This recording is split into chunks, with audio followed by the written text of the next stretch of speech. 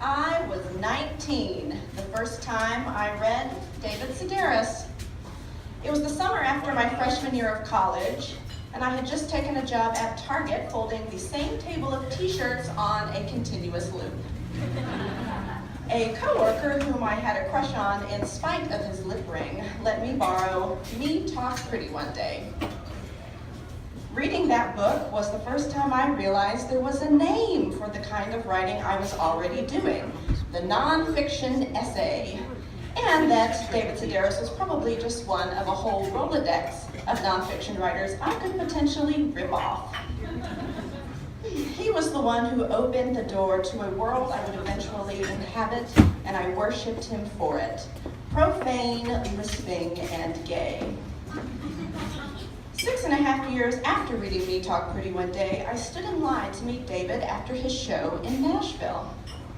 By this time, I'd read his entire body of work, from Holidays on Ice to Squirrel Seeks Chipmunk, but this was my first time seeing him in person. I was there with my then boyfriend, Mark, who only read Let's Explore Diabetes with Owls when it came out because I made him. Waiting in line, I asked Mark, "Are you sure you don't want to, wait over there while I talk to David?" Yeah. Mark answered, "I know this is important to you, but please, let me come. I just want to meet somebody famous. I promise I won't say anything." We snaked through a maze of rope barriers over the next hour. As we got closer to the front, I could see David sitting at a table with 10 different colored Sharpies fanned out in front of him. My palms began to sweat. I wondered what sort of interaction we would have. Perhaps our exchange would be memorable enough to appear in one of his essays, like the fan in El Paso who offered to remove his fatty tumor so he could feed it to a turtle.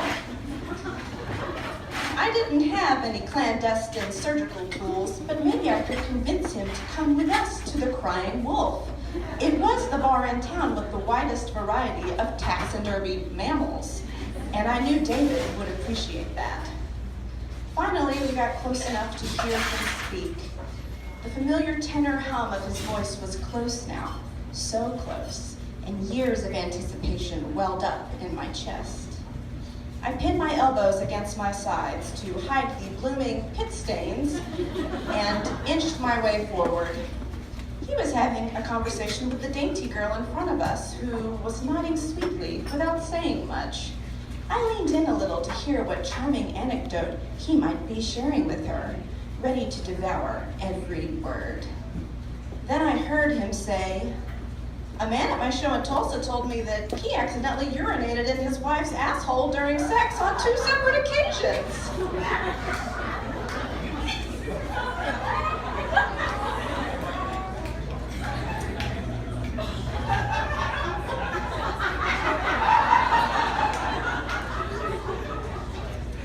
The girl was still nodding,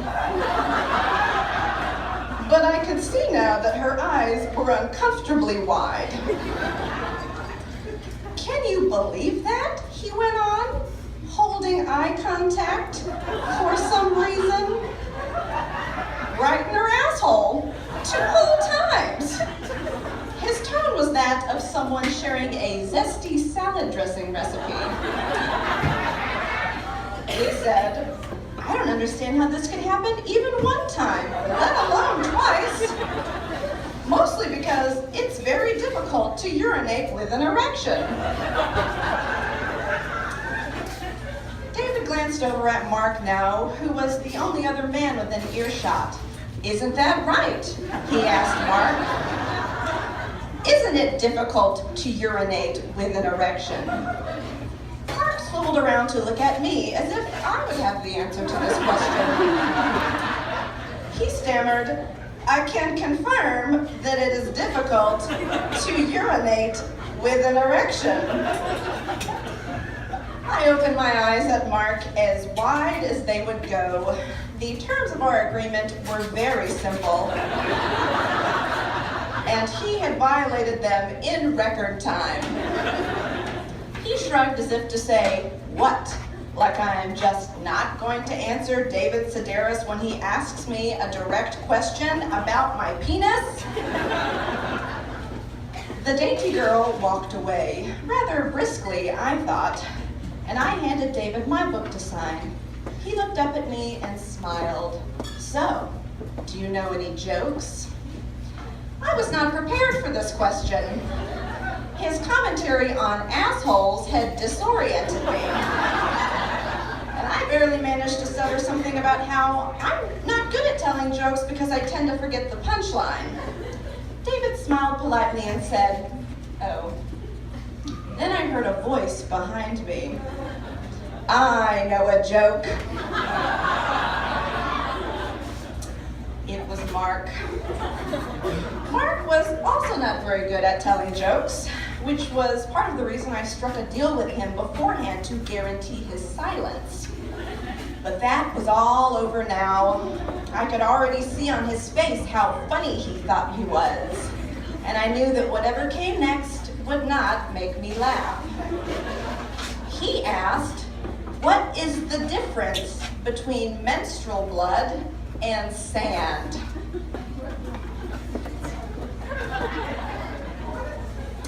For the first time, David's expression faltered. His eyebrows rose steadily, and you could feel the shock value locus shift.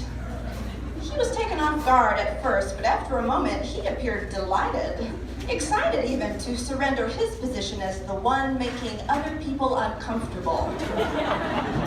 His mouth turned up at the corners, and he said, "I don't know."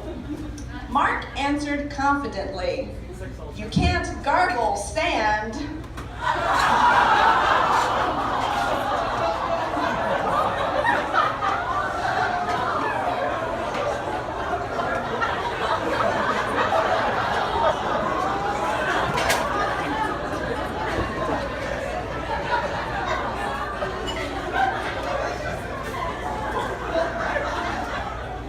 That is the correct response. In an instant, three things took place at once.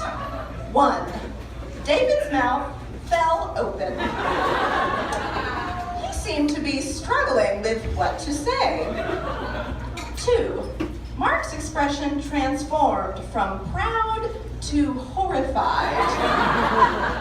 As if, along with David and me, he also heard what he said for the first time as it was coming out of his mouth. And 3, I decided that I wished I were dead. Being alive was too much trouble, as it turned out, and I longed for the sweet embrace of eternal slumber. David was the first to break the silence. "I guess that is technically true," he said, and grinned. As we walked away, I was too stunned to speak. Mark yammered on beside me about how he didn't know what had happened. Something had come over him. He was so sorry. Was I okay? I looked inside my book, and there David had doodled a cartoon owl that had been shot in the neck with an arrow. A dribble of bright red ran down the owl's side and dripped off of the branch he was sitting on. "To Christy," it said. I looked into the owl's round, lifeless eyes and thought, "Lucky bastard."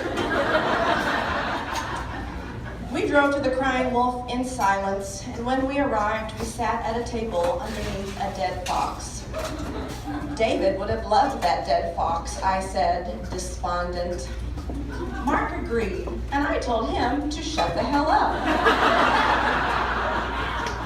To his credit, I guess he learned his lesson because this time he did.